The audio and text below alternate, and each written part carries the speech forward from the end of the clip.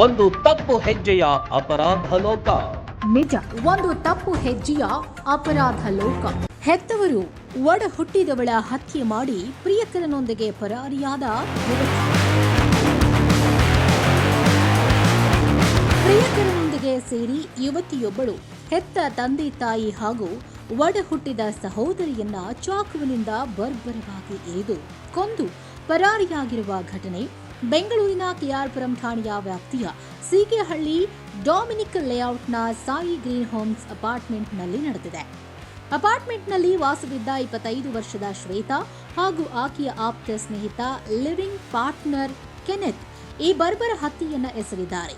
ಶ್ವೇತಾ ಅವರ ತಂದೆ ಸೋಮಸುಂದರ್, ತಾಯಿ ಮುತ್ತುಲಕ್ಷ್ಮಿ ಮತ್ತು ಕಿರಿಯ ಸಹೋದರಿ ಸುಪ್ರಿಯಾ ಮೃತಪಟ್ಟ ದುರ್ದೈವಿಗಳು. ಶ್ವೇತಾ ತನ್ನ ಕುಟುಂಬದ ವಿರೋಧದ ನಡುವೆಯೂ ಕೆನೆತ್ನೊಂದಿಗೆ ಲಿವಿಂಗ್ ಸಂಬಂಧದಲ್ಲಿದ್ದರು.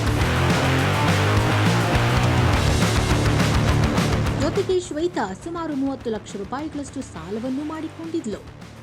ಜೂನ್ 22ರ ಸೋಮವಾರ ತಡರಾತ್ರಿ ಶ್ವೇತಾಳ ಪೋಷಕರು ಮತ್ತು ಸಹೋದರಿ ಆಕೆಯ ಮನೆಗೆ ಭೇಟಿ ನೀಡಿದ್ರು.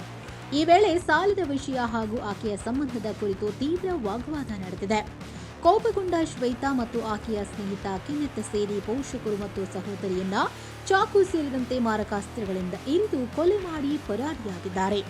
ಕೆಆರ್ಪುರಂ ಪೊಲೀಸರು ಸ್ಥಳಕ್ಕೆ ಧಾವಿಸಿ ಪರಿಶೀಲನೆ ನಡೆಸಿದ್ದು ಆರೋಪಿಗಳಾದ ಶ್ವೇತಾ ಮತ್ತು ಕೆನೆತ್ ತಲೆಮರೆಸಿಕೊಂಡಿದ್ದಾರೆ.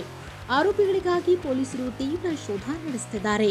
ತನಿಖೆ ಇನ್ನೂ ಮುಂದುವರಿತಾ ಇರೋದ್ರಿಂದ ದಾಳಿಯ ನಿಖರ ಕಾರಣ ಹೆಚ್ಚಿನ ಸಾಕ್ಷ್ಯ ಸಂಗ್ರಹಣೆಯ ಬಳಿಕ ಸ್ಪಷ್ಟವಾಗಲಿದೆ. ಸದ್ಯ ತಲೆಮರೆಸಿಕೊಂಡಿರುವ ಆರೋಪಿಗಳ ಪತ್ತೆಗಾಗಿ ವಿಶೇಷ ಪೊಲೀಸ್ ತಂಡಗಳನ್ನು ರಚಿಸಲಾಗಿದ್ದು ತೀವ್ರ ಹುಡುಕಾಟ ಮುಂದುವರೆದಿದೆ. ಆರೋಪಿಗಳ ಬಂಧನದ ನಂತರವಷ್ಟೇ ಘಟನೆಗೆ ನಿಖರ ಕಾರಣ ತಿಳಿಯಲಿದೆ ಅಂತ ವೈಟ್ ಫೀಲ್ಡ್ ವಿಭಾಗದ ಡಿಸಿಪಿ ಸೈದುಲು ಅಡಾವತ್ ತಿಳಿಸಿದ್ದಾರೆ.